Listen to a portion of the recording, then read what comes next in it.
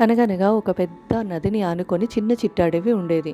ఆ చిట్టడవిలో నక్క, ఒంటె ఇలా చాలా జంతువులు ఉన్నాయి. జంతువులన్నీ ఒంటెతో చాలా స్నేహంగా ఉండేవి.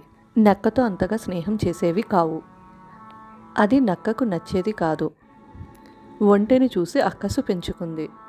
ఎలా అయినా ఒంటెను దెబ్బతీయాలి అని ఆలోచించి ఒకరోజు, మిత్రమా, మన అడవిలో నాబోటి జీవులకు సరైన ఆహారం దొరకడం లేదు. ఈ నది ఆవల తీరంలో చాలా కుందేళ్ళు, ఉడతలు, మిడతలు, చేపలు, పీతలు ఉన్నాయంట. నాకు ఈత రాదు కాబట్టి నన్ను నువ్వే తీసుకెళ్ళాలి.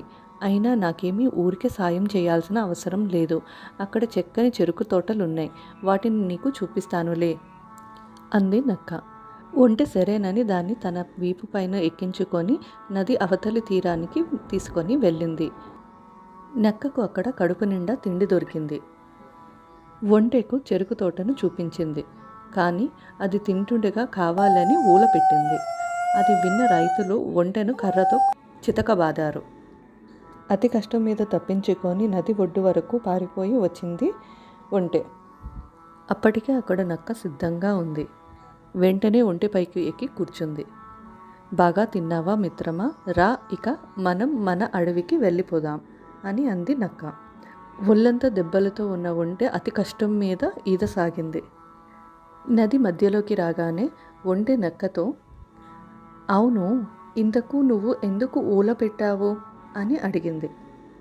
ఓ అదా, కడుపు నిండగానే అలా అరవటం నాకు అలవాటు, లేకపోతే నాకు అజీర్తి చేస్తుంది అంది నక్క. ఓహో అలాగా, సరే కానీ ఆ రైతులు నన్ను కొట్టడం వల్ల నేను కడుపు నిండా తినలేకపోయాను. సరిగ్గా తిననప్పుడు నీళ్ళల్లో పల్టీలు కొట్టడం నాకు అలవాటు, లేకపోతే నాకు మైకం వస్తుంది అంది ఒంటె. అమ్మో, ఇప్పుడు నువ్వు పల్టీలు కొడితే ఎలా?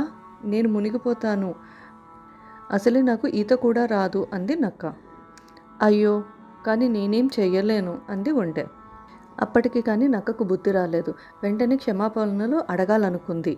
కానీ ఈలోపే ఒంటె పల్టీలు కొట్టడంతో నక్క నది ప్రవాహంలో కొట్టుకుపోయి మునిగిపోయింది. ఈ కథలో నక్క తాను తీసిన గోతిలో తానే పడింది.